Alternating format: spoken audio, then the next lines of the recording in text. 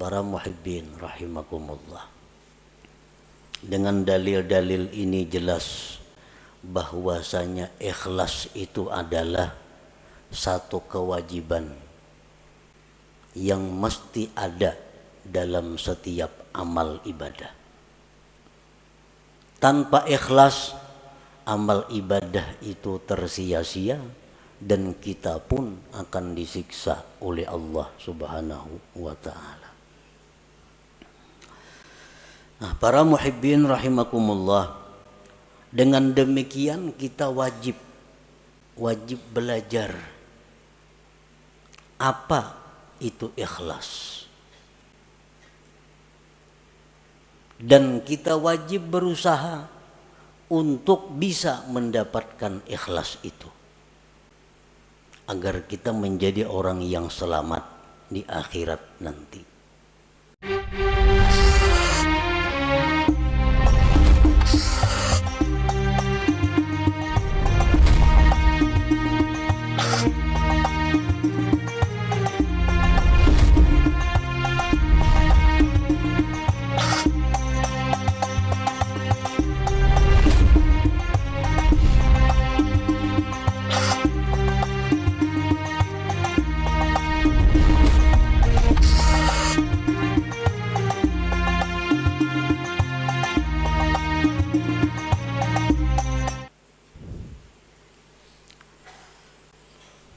Bismillahirrahmanirrahim.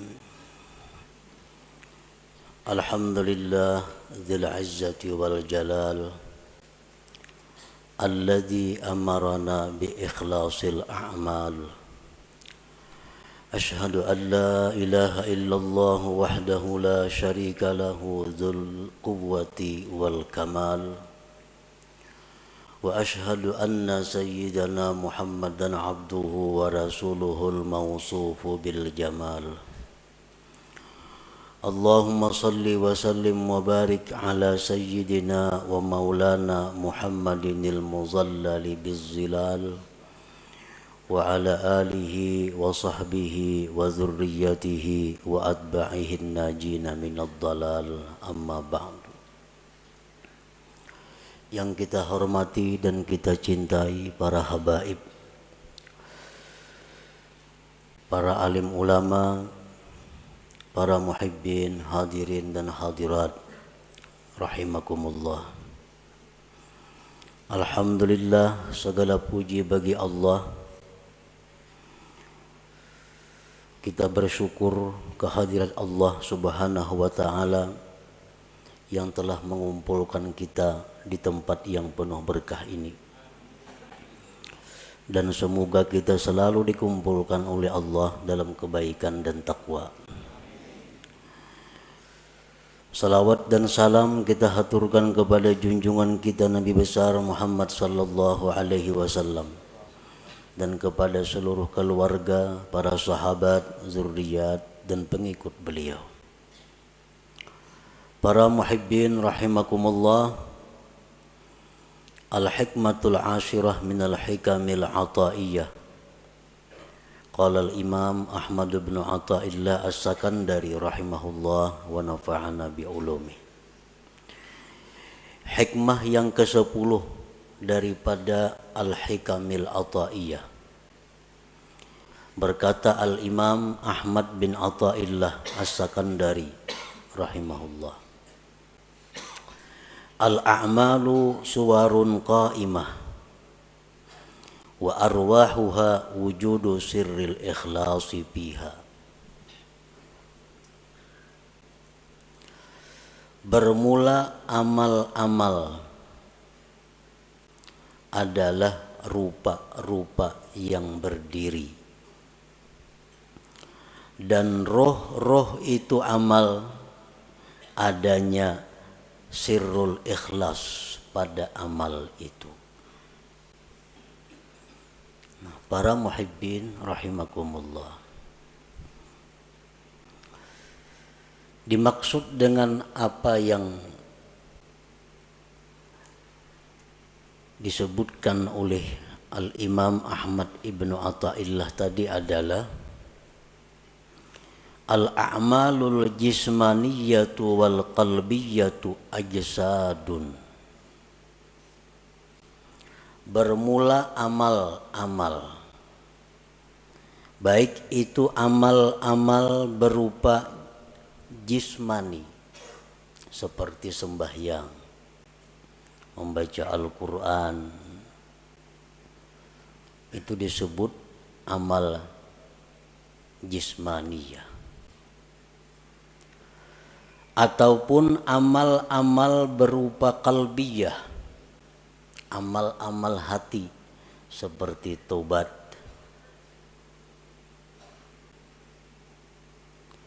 Ajsadun, amal-amal itu seperti jasad, seperti tubuh.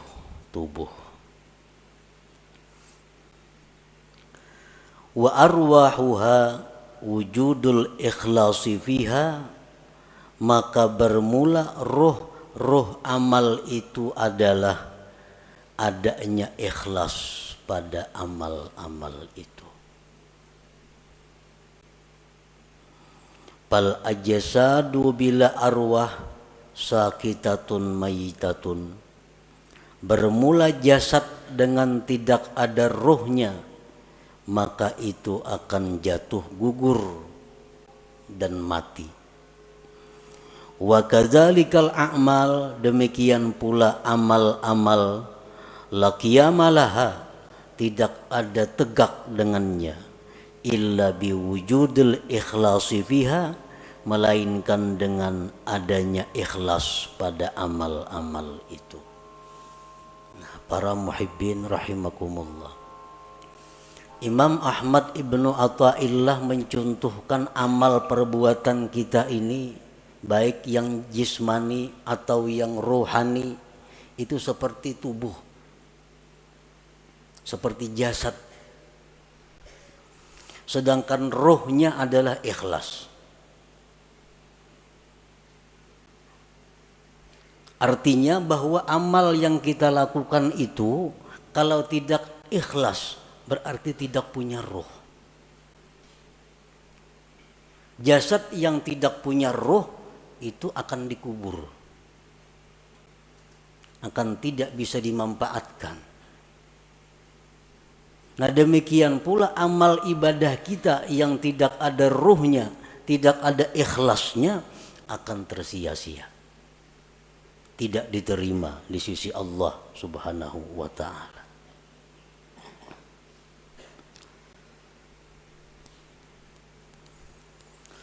Qala Allah Ta'ala fi kitabihil karim, man kana yuridul ajila ta'ajjalna lahu fiha ma nasha liman nurid thumma ja'alna lahu jahannama yaslaha mazmuman madhura. Barang siapa yang beribadah kepada Allah, sembahyang, puasa, membaca Al-Quran, menuntut ilmu, beriktikaf, bersadaqah, berwakaf. Barang siapa yang beribadah kepada Allah dengan tujuan duniawi, nah, dengan tujuan dunia. Orang bersadaqah tujuan supaya dipuji, dia sembahyang dengan tujuan disanjung orang, maka ujar Tuhan, kami segerakan baginya padanya yang kami kehendaki bagi orang yang kami kehendaki. Maka artinya yang dia maksud dengan pujian itu akan didapatkannya. Dia sembahyang ingin dipuji orang, maka pujian itu akan datang kepadanya. Dia bersedekah ingin dihormati orang, maka kehormatan itu akan datang kepadanya. Summa ja'alna lahu jahannama yaslaha, kemudian kami jadikan bagi dia neraka jahannam yang dia masuki, mazmuman, hal keadaan tercela, madhuran, dan dilaknat Allah. Surat Al-Isra ayat 18. Nah, artinya orang yang beramal ibadah dengan tujuan dunia, tidak karena Allah. Bukan hanya kada diterima oleh Allah, tetapi disiksa. Faqad bayyanallahu ta'ala fi hadhil ayah anna man 'amila li ghairi wajhillah fala thawaba lahu fil akhirah wa ma'wahu jahannam. Sungguh menjelaskan Allah pada ini ayat, barang siapa yang beramal bukan karena Allah, tidak ada pahala baginya di akhirat dan tempatnya adalah jahannam.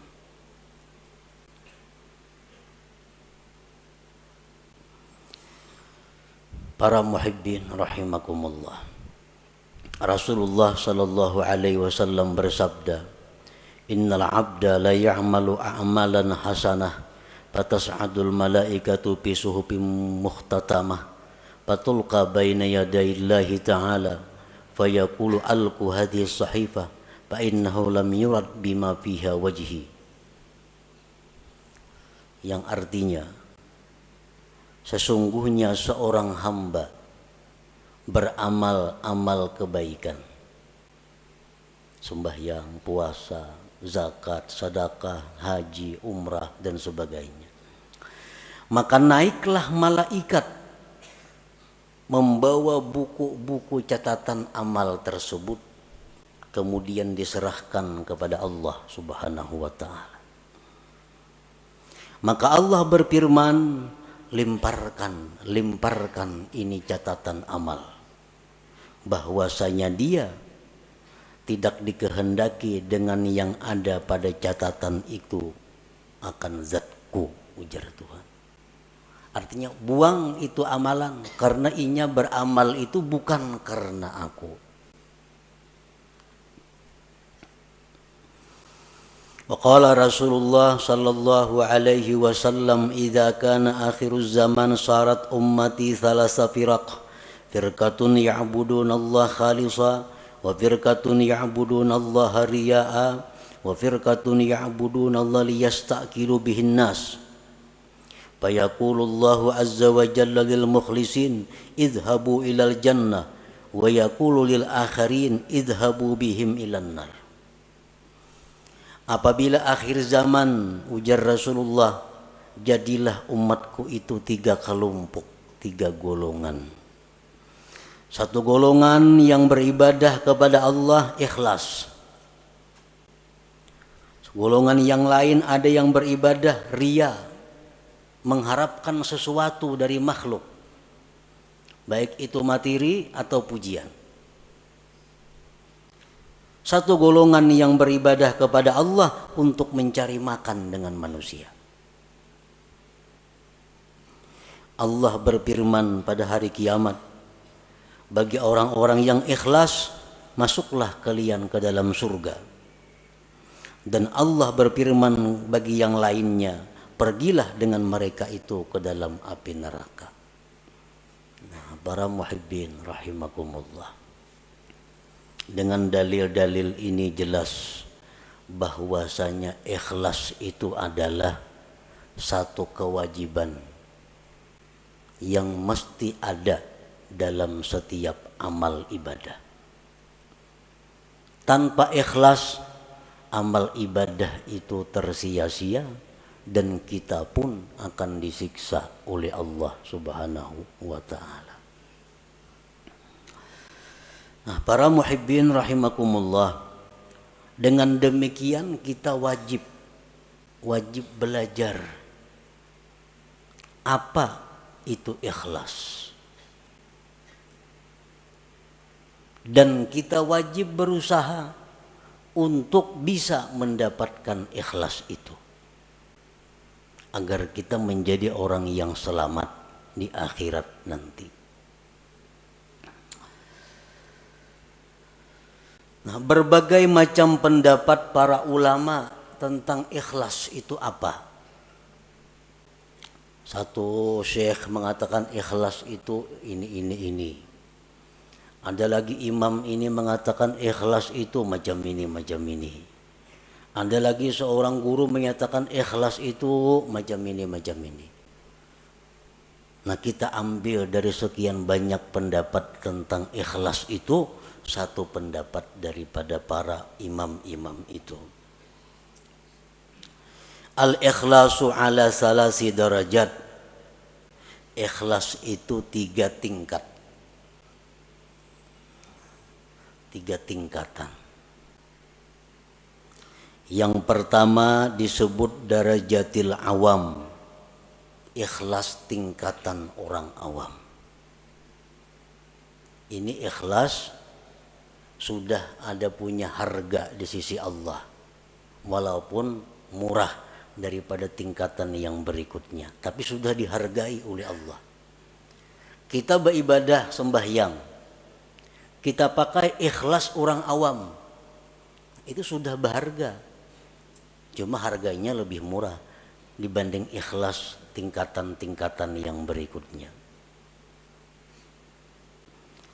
Nah, ikhlas orang awam ini artinya adalah ifradul haq bi kasdil ibadah ma'a talabil huzuzid dunyawiyyati wal ukhrawiyyah ka hifzil badan wal mal wa sa'atir rizq wa dukhulil jannah wan najati minan nar. Ikhlasnya orang awam itu adalah mengesahkan Tuhan pada tujuan ibadah. Memang inya beribadah itu tujuannya adalah semata-mata karena Allah. Tidak ada karena yang lain. Nah, inya sembahyang karena Allah. Tetapi beserta meminta, menuntut bahagian-bahagian duniawi dan ukhrawi. Inya sembahyang karena Allah. Di samping itu mudahan diluaskan Allah rezeki, mudahan dipeliharakan Allah harta nang ada, mudahan mati masuk ke surga, mudahan terhindar daripada api neraka contohnya. Nah, ini sudah ikhlas untuk golongan orang-orang awam. Inya berzakat, berzakatunya karena disuruh Allah, perintah Allah. Tetapi inya ada minta kepada Allah. Dengan berzakat ini dia minta kepada Allah agar hartanya bertambah, hartanya terpelihara, hidupnya selamat dunia dan akhirat. Nah, ini ikhlasnya orang awam. Beribadah semata-mata hanya karena Allah, tetapi ada minta macam-macam dengan Allah, baik itu urusan duniawi atau ukhrawi. Nah, ini sudah masuk ikhlas, walaupun ikhlas yang paling rendah. Kita membaca surat Waqiah umpamanya, membaca surah Waqiah karena Allah, tapi ada harapan mudah-mudahan diluaskan Tuhan rezeki. Nah, itu ikhlas ngarannya. Tapi ikhlas tingkatan orang awam. Inya membaca surat Tabarak, suratul Mulk karena Allah, tapi mudah-mudahan dalam kubur selamat. Nah, ini ikhlas, tapi derajatnya bukan derajat yang tinggi.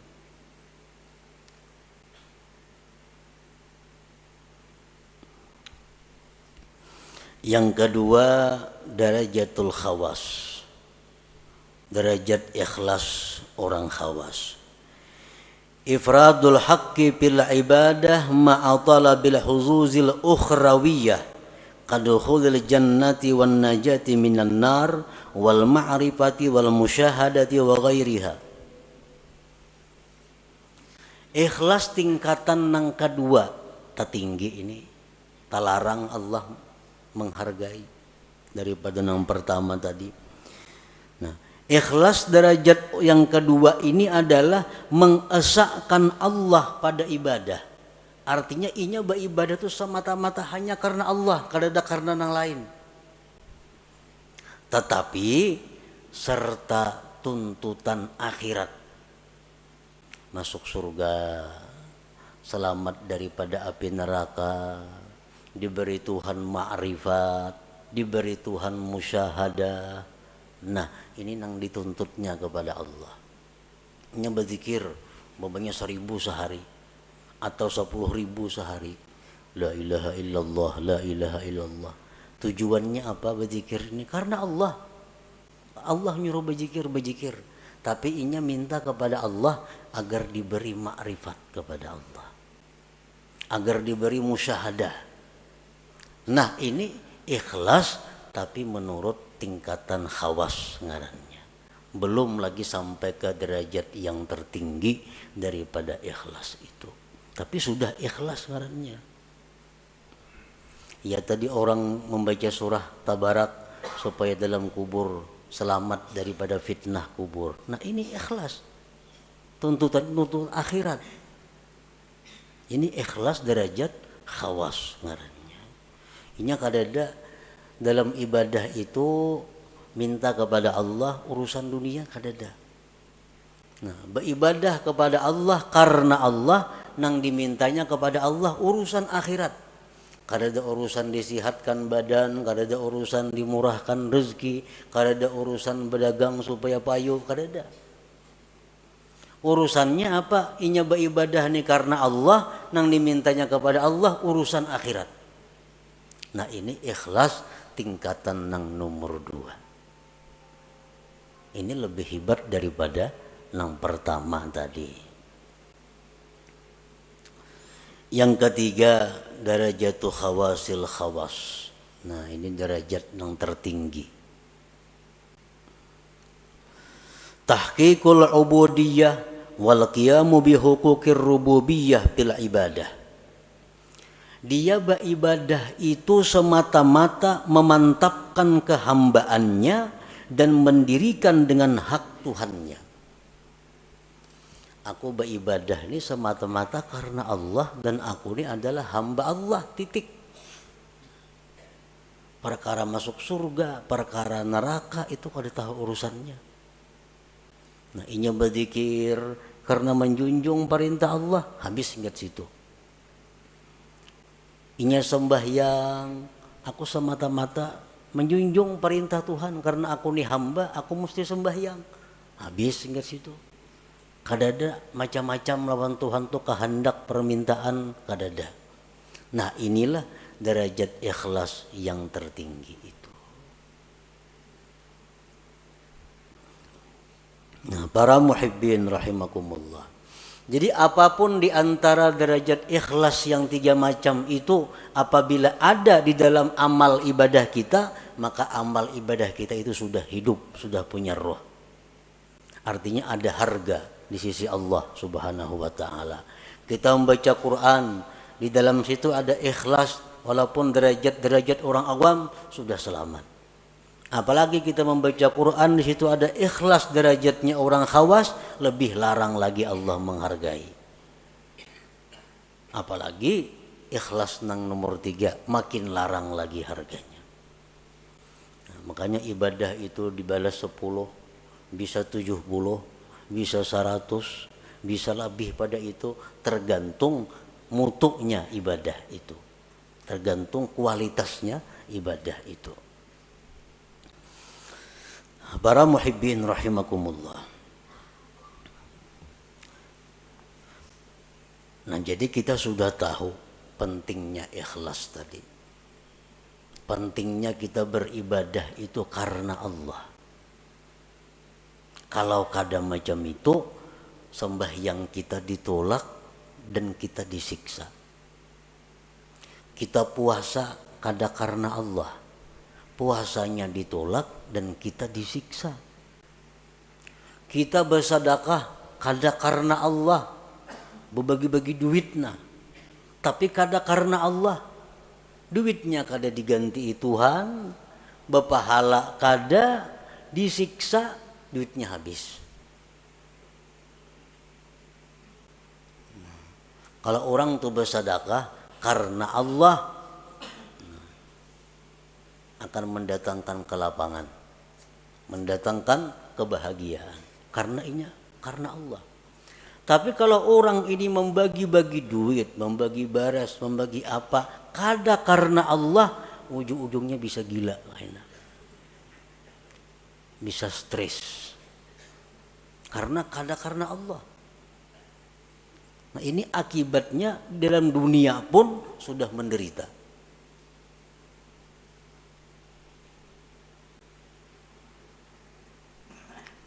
Jadi ikhlas ini bukan hanya perkara diterima kada diterima, disiksanya ini yang jadi masalah.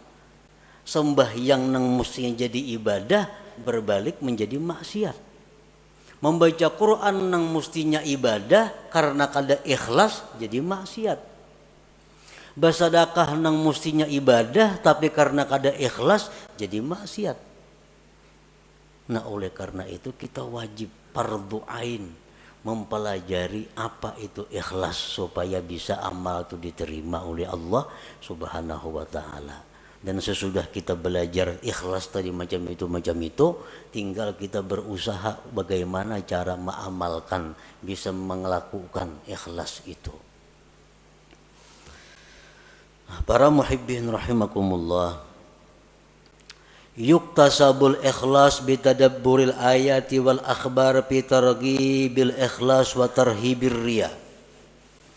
Nah supaya kawa ikhlas, kita sudah tahu tuh di ikhlas tadi ibadah nang karena Allah, kada ada karena nang lain-lain, itu ikhlas. Tahu sudah kita. Cuma kayak apa supaya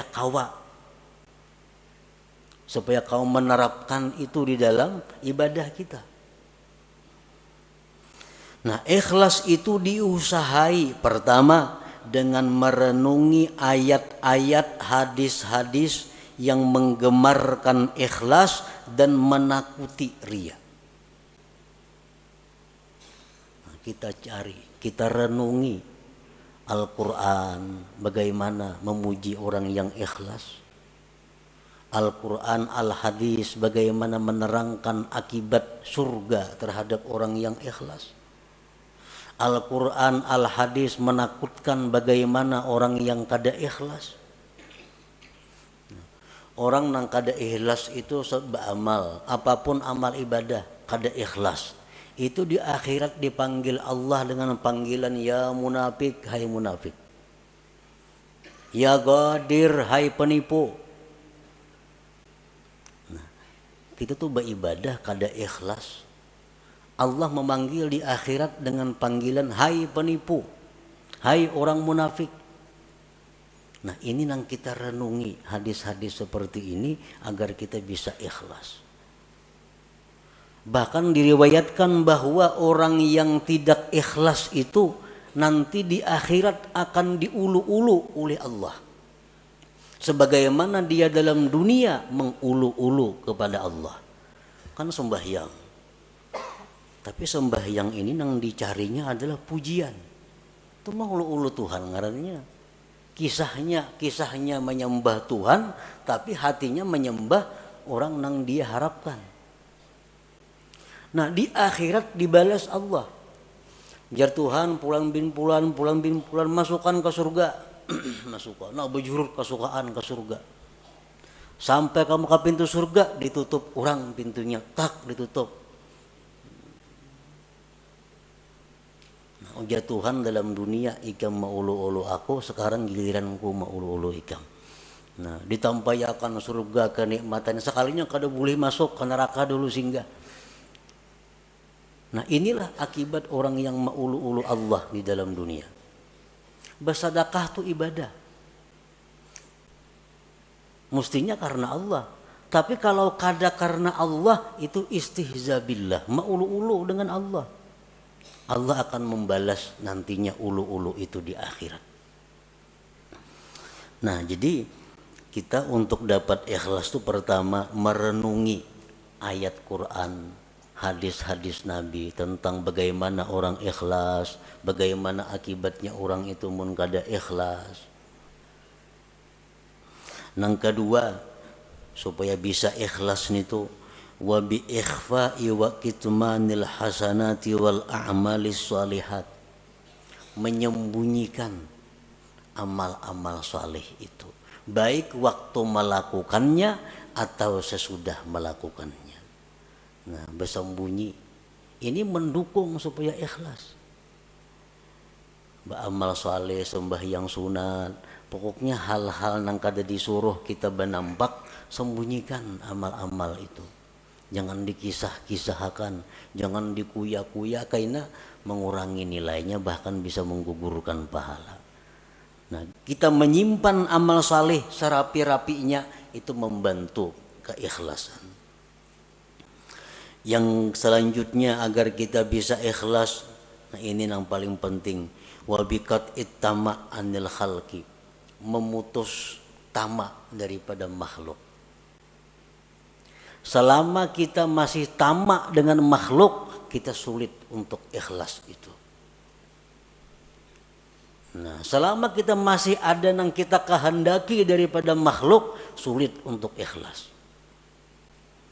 Kita kepingin makhluk itu sayang lawan kita kepingin makhluk itu hormat lawan kita kepingin makhluk itu mencintai kita kepingin makhluk itu memberi sesuatu kepada kita kepingin makhluk itu agar memilih kita. Selama itu ada dalam hati, kita sulit untuk ikhlas. Nah, sulit untuk ikhlas. Jadi putuskan harapan-harapan kepada makhluk.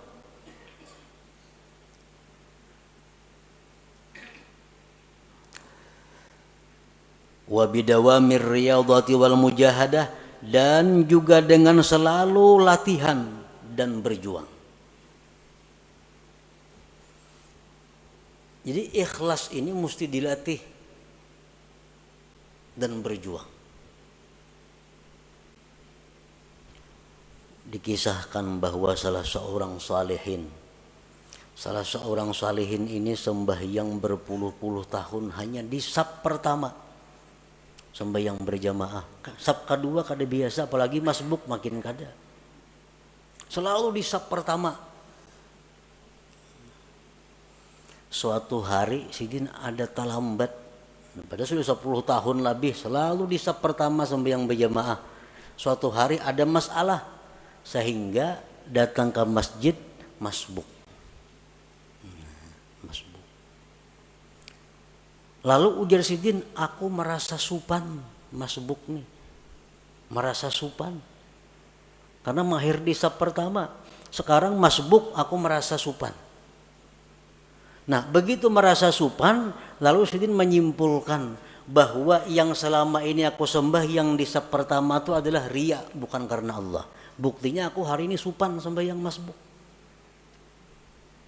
Lalu ujar sidin, sembahyang yang sekian puluh tahun tadi aku qadha hari demi hari, aku hari demi hari diqadha. Nah, ini ngarannya adalah riyadhah wal mujahadah. Nah, kita sembahyang ada tadi asa ada riyanya, ulangi sembahyang biasa. Nah, di rumah surangan sampai bujur-bujur murni sembahyang kita. Kita tadi berzikir, kita tadi membaca Quran di tengah orang banyak. Tadi rasanya asa ada riya nih. Kayaknya di kamar buliki sorangan membaca. Nah, ini riyadhah wal mujahadah. Untuk mendatangkan ikhlas ke dalam diri kita. Nah, kemudian lagi supaya bisa ikhlas itu adalah waddu'a ilallah ayyarzuqahul ikhlas. Lawan Tuhan minta, Allahumma rzuqnil ikhlas bil a'mal. Ya Allah, berikan aku ikhlas pada amal-amal. Ini perlu lawan Tuhan, karena kalau Allah memberi satu mata saja. Allahumma rzuqni al ikhlasa bil a'mal. Ya Allah, aku minta ikhlas pada segala amal. Selanjutnya lagi yang mendatangkan ikhlas adalah suhbatul mukhlisin. Bakawan lawan orang-orang ikhlas. Mun bakawan lawan orang nang katuju riya, menjangkit katuju riya juga. Kawani orang-orang nang ikhlas, maka itu akan membawa ikhlas kepada diri kita. Wal iktifa bi ilmillahi ta'ala, dan ikhlas itu juga didatangkan dengan merasa cukup dengan ilmu Allah. Merasa cukup dengan tahunya Allah. Aku ni beramal, bila Tuhan tahu saya kong cukup dah. Yang lain biar kadang tahunya. Nah, ini iktifa bi ilmillah. Bila kita kau macam itu, ikhlas. Aku beribadah, kada penting manusia, kada penting orang lain tahu. Bila Allah saya pun tahu cukup sudah. Nah, jadi itu jalan-jalan untuk mendapatkan ikhlas tadi. Nah, para muhibbin rahimakumullah. Qala ba'duhum man amila arba'atan biduni arba'atin lam yantafi bi'amali. Barang siapa yang beramal, berbuat 4 perkara tanpa disertai dengan 4 perkara yang lain, maka dia tidak akan bisa mengambil manfaat dengan amalnya. Yang pertama, al-khaufu biduni hazar. Takut tapi kada waspada. Takut tapi kada menghindar. Ini sia-sia. Takut kepada Allah tapi parak lawan maksiat. Kalau takut kepada Allah itu jauhi maksiat. Bagaimanapun kita takut kepada Allah tapi kada berjauh dengan maksiat, itu kada bermanfaat takutnya itu. Yang kedua, ar-raja biduni talab. Mengharap tapi kada mencari. Mengharap rahmat Allah di bakalumbun di kalambu. Mengharap rahmat Allah itu baudo, sembahyang, ambil tasbih, berzikir. Nah, ayo mengharap rahmat Allah. Kalau mengharap tapi kada mencari, maka mengharap itu sia-sia. Yang ketiga, al-istighfar bidurin nadam. Minta ampun tapi kada menyesal. Astagfirullah, astagfirullah, astagfirullah, astagfirullah, astagfirullah. Tapi dalam hati kada ada penyesalan berbuat dosa. Istighfarnya sia-sia. Mestinya kita mengucap astagfirullah itu di dalam hati ada menyesal terhadap dosa yang dilakukan.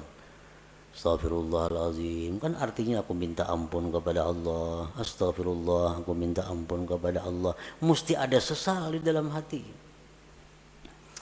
Nah, yang keempat, al-amal biduni ikhlas. Beramal tapi kada ikhlas, kada ada harganya juga. Lam yantafi bi amali, kada bermanfaat dengan amalnya.